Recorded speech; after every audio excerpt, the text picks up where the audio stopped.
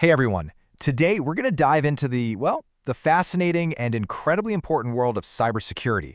We're going to break down the foundational principles, the things that protect our digital lives, right, from the ground up. Okay, so here's how we're going to tackle this. We'll break it down into 5 key parts. We'll start with the core principles of security, then we'll figure out what it is we're actually protecting. After that, we'll get into how to build that digital fortress, understand the art of secret codes, and finally, we'll cover the digital rules that kind of govern the whole thing. All right, so first up, the core principles. Before we get into any of the fancy tools or the technology, we really need to understand the fundamental why behind all of this security stuff. So what is the main goal here? It's not just about stopping hackers. Not really. It's actually more specific than that. It's about protecting information in 3 very distinct, very crucial ways. The first pillar is confidentiality, and this is all about keeping secrets. It's the simple idea that data should only be seen by the people who are supposed to see it. It's like the digital version of a cone of silence. Next up, we have integrity. This one is all about trust. It's the guarantee that our information is accurate and that it hasn't been messed with, either on accident or by someone with bad intentions. We have to know that what we're looking at is the real deal. And rounding out our big 3 is availability. Because, well, the most secure data in the entire world is completely useless if the right people can't get to it when they need to. For information to have any value, it has to be available. Okay, so now that we know our goals, right? Confidentiality, integrity, and availability, the next logical question is, well, what exactly are we trying to protect? In the security world, we call these valuable things assets. And it's so important to understand that assets aren't just physical stuff like servers or laptops. A lot of the time, the most valuable asset a company has is the information itself. Now, what's really powerful about this is that it shows asset protection isn't just a one-time thing. It's a complete life cycle. It all starts with classification, just figuring out how sensitive the data is. Then comes handling, setting the rules to protect it. It moves on to retention, how long you have to legally keep it, and it ends with getting rid of it for good with secure disposal. All right, we know the why, our principles, and we know the what, our assets. So now, let's talk about the how. What are the tools we actually use to build our digital fortress? A core concept here is something called access control. And honestly, it's pretty much what it sounds like. It's the digital version of a security guard at a door checking IDs. It's all about making sure only the right people get into the right places. And this slide is great because it clears up something people get mixed up all the time. Authentication, that's just proving you are who you say you are, with a password or your fingerprint. But authorization, that's different.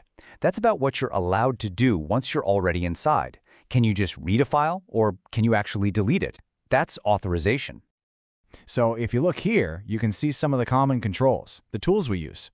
We build these digital walls with things called firewalls. We lock up our data with passwords and encryption, and we even set up digital security cameras, kind of like intrusion detection systems, to watch for anything suspicious. So, let's dive a little deeper into one of the most powerful and, let's be honest, one of the coolest tools in that whole toolbox, cryptography. At its heart, the idea is actually pretty simple. You take information that anyone can read, and you just scramble it. You turn it into complete gibberish so that to anyone who's not supposed to see it, it just looks like total nonsense. This scrambling process, it's called encryption.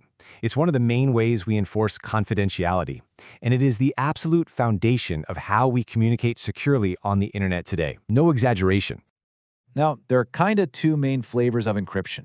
As you see here, symmetric encryption is straightforward. It uses one single shared key, kind of like the key to a lockbox.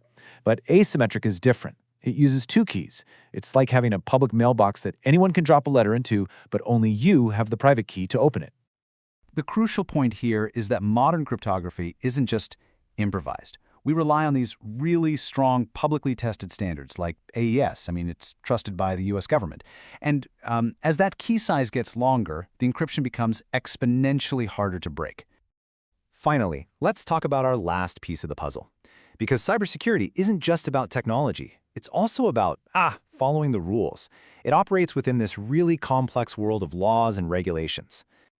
Right, so organizations don't just exist in a bubble.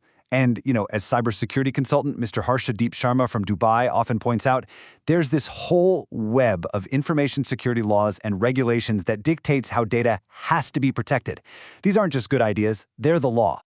And huge driver for all these rules, a massive reason, is the need to protect what's called personally identifiable information, or PII. Basically, that's any little piece of data that can be used to identify you, and protecting it is at the very heart of privacy laws all over the world. For instance, you have HIPAA in the US, which dictates how your medical records have to be protected. Over in Europe, there's GDPR, which gives you a huge amount of control over how companies use your personal data. And these are not suggestions. They are legally binding regulations with really serious penalties.